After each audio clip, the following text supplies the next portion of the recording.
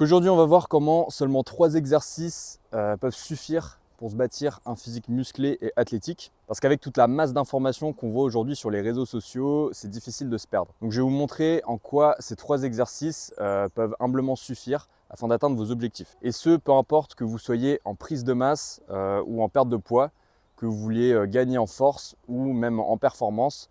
Ces 3 exercices vraiment vous permettent d'avoir un physique non seulement esthétique, mais aussi performant. Et c'est très intéressant en particulier pour ceux qui manquent de temps et qui sont à la recherche d'une méthode simple et claire pour ne pas se prendre la tête et avoir des résultats tenables. Donc, je vais d'abord commencer par vous expliquer les 3 exercices, pourquoi j'ai fait ces choix-là, pourquoi est-ce qu'ils fonctionnent, leur exécution et enfin la méthode d'entraînement pour pouvoir les entraîner. On commence avec les tractions, donc qui va vous permettre de bosser l'ensemble des dorsaux, les biceps, les avant-bras de manière générale. Donc gros exercice de tirage indispensable dans une prog de musculation. En deuxième, on a les dips. Donc pareil, un gros incontournable de poussée qui là va cibler les pectoraux, les épaules et les triceps. Et enfin, le dernier, le squat. Donc là, qui va venir cibler toutes les jambes. Également important pour la mobilité et le travail postural. Donc pourquoi est-ce que ces 3 exercices fonctionnent? Tout d'abord car ils sont polyarticulaires, c'est-à-dire qu'ils vont travailler un ensemble de muscles de manière générale, ce qui va être pratique aussi bien pour le développement musculaire que pour le développement de la force. Dans un second temps, ils sont faciles à mettre en place et adaptés à tous les niveaux. Que vous soyez débutant ou avancé, vous allez pouvoir à votre niveau progresser sur ces exercices car la progression reste la même dans tous les cas.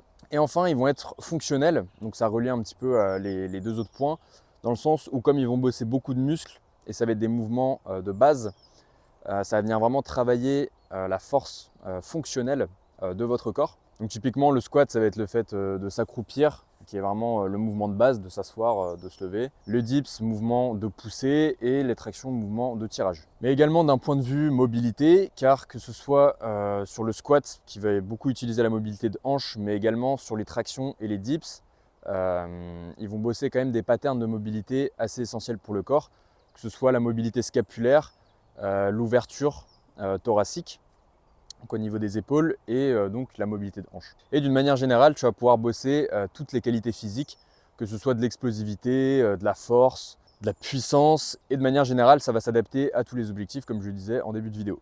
Ok, donc on se retrouve au parc de street pour l'exécution des tractions. Donc avant de commencer, un point assez important sur la technique, pour que vous puissiez bien voir. On va venir chercher à faire une rotation externe quand on accroche la barre, pour pouvoir avoir plus de stabilité au niveau des épaules et pour aussi pouvoir mieux abaisser les omoplates. Parce qu'en fait, quand on va accrocher la barre, on va venir chercher à avoir les épaules basses et vraiment les omoplates resserrées pour pouvoir bien ressortir la poitrine et activer les muscles du dos. Donc concrètement, ça donne quoi? Alors vous allez prendre une prise un petit peu plus large que les épaules. Donc vous prenez bien la barre au niveau de la paume de main plutôt que vraiment au niveau des cales. C'est vraiment sur la paume pour avoir plus de force. Vous saisissez bien la barre. Hop. Vous serrez bien les abdos, vous êtes bien droit. Donc là, vous abaissez les omoplates, plus vous essayez de casser la barre pour avoir cette rotation externe. Puis ensuite, vous allez vous hisser. Hop, menton au-dessus de la barre, coude bien serré. Et vous redescendez. Vous n'êtes pas obligé à chaque fois de tirer les scapulas, vous pouvez rester en position. Et surtout, vous gainez bien les abdos, vous contrôlez bien votre mouvement. Il ne faut pas qu'il y ait d'élan, hein. On ne cherche pas à avoir un mouvement complètement dégueulasse. Et vous gainez bien, vous serrez bien les coudes, comme si vous essayez en fait, de toucher vos flancs avec les coudes pour pouvoir bien sentir votre dos. Donc pour les tractions, c'est amplitude complète, menton au-dessus de la barre, un bon gainage et surtout pas d'élan. Pour les dips, c'est simple, je vous ai déjà fait un tuto. Je vous affiche la vidéo juste ici, donc allez la checker pour voir l'exécution parfaite des dips. Ok, donc on se retrouve à la salle pour l'exécution du squat. Donc pour la position de la barre, soit vous la mettez sur vos trapèzes ou sur les épaules.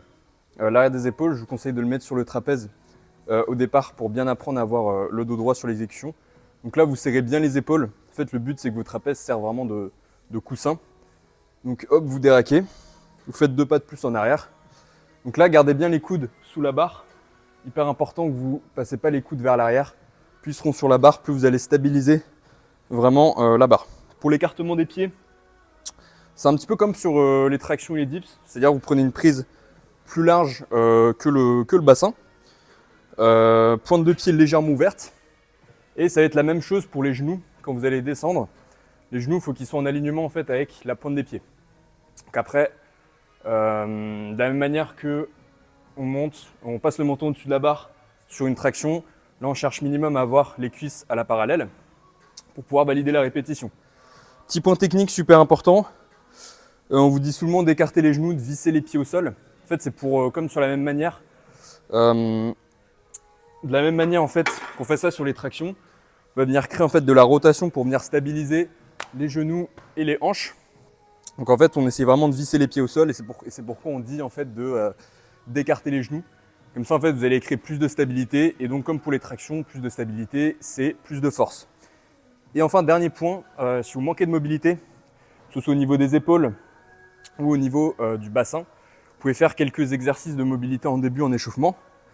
Donc typiquement, celui-là est pas mal en fait, vous mettez en position basse. Vous pouvez enchaîner comme ça quelques rotations. Donc là on est sur vraiment d'ouverture de hanche. Et si vraiment vous êtes coincé, vous pouvez faire une séance de mobilité spécifique de la même manière que vous faites votre séance push, pull ou leg. Pour les épaules, pareil, vous pouvez faire tout ce qui est rotation externe et tout ce qui va être en fait mouvement de la scapula pour pouvoir bien stabiliser la barre. On se retrouve pour l'explication du programme d'entraînement. Donc maintenant qu'on a vu leur exécution, maintenant on va voir comment les bosser concrètement, quel split d'entraînement choisir. Il va y avoir plusieurs choix, à commencer avec le full body à hauteur de 2 à 3 séances par semaine. Donc en fait, vous allez bosser squat, dips, traction dans la même séance avec un nombre de séries à peu près de 5 par exercice si vous faites 3 séances. Le but, c'est d'avoir un total de 15 séries par exercice dans la semaine au total. Ce que vous pouvez faire avec le full body aussi, c'est de faire un focus sur un exercice ou sur une qualité physique. Vous pouvez faire une séance plus force en début de semaine, une autre plus explosivité et la dernière type hypertrophie et renfort. Ou pour le focus exercice, d'avoir par exemple de mettre en début de séance l'exercice que vous voulez développer en priorité. Par exemple, je ne sais pas si vous voulez faire un focus squat, vous mettez le squat au début en force et vous réduisez un petit peu plus l'intensité sur les tractions et les dips. Et inversement, si vous voulez bosser soit plus les tractions, soit plus les dips. Donc en deuxième, on va pouvoir faire des séances ciblées sur 2 mouvements. Typiquement, une séance traction squat et une séance dips squat. Donc ça, x 2 par semaine, ce qui nous fait 4 séances au total dans la semaine. Donc ce split permet d'avoir un focus plus sur un exercice qu'un autre. Donc là, typiquement, ça va être le cas du squat. Mais pareil que pour le full body, si vous voulez mettre un focus plus sur les dips ou sur les tractions, c'est également possible. Le but, voilà, comme vous n'avez que 2 exercices par séance, l'avantage, c'est que vous pouvez mettre peut-être un petit peu plus d'intensité, étant donné que vous avez plus de temps à consacrer pour un exercice. Et pareil, là aussi, c'est à vous de vous adapter selon vos objectifs et vos besoins. Donc comme je le disais, pour vous donner une petite idée en termes de séries, il faut que vous ayez un total entre 10 et 15 séries au total dans la semaine. Par exemple, je reprends l'exemple du full body. Imaginons, vous avez 2 séances full body dans la semaine, et ben vous allez faire 7 séries par exercice. Donc comme ça, 7 x 2, 14, donc vous avez un bon volume. Et si vous faites 3 séances, et ben ce sera 5 séries pour un total du coup de 15 dans la semaine. Et pour le nombre de répétitions, si vous n'avez pas de méthode particulière, ce que vous pouvez faire, c'est soit vous faites des séries courtes pour cibler la force avec ce qu'on appelle des répétitions en réserve, donc RIR. Donc là, dans ce cas-là, vous pouvez faire un RIR 2-3 si vous êtes vraiment sur du lourd. Ou vous pouvez faire du 10 à 12 reps assez proche de l'échec, RIR 1/0, pour quand même garder une intensité de travail. De toute façon, c'est soit vous faites des séries longues proches de l'échec, ou soit vous faites des séries lourdes avec un petit peu de réserve. Mais si vous voulez plus d'infos sur la création de programme, je vous ai fait un guide 100% offert dans lequel je vous explique ma méthode de création de programmation d'entraînement. Je vous ai mis le lien dans la description, je vous laisse checker ça.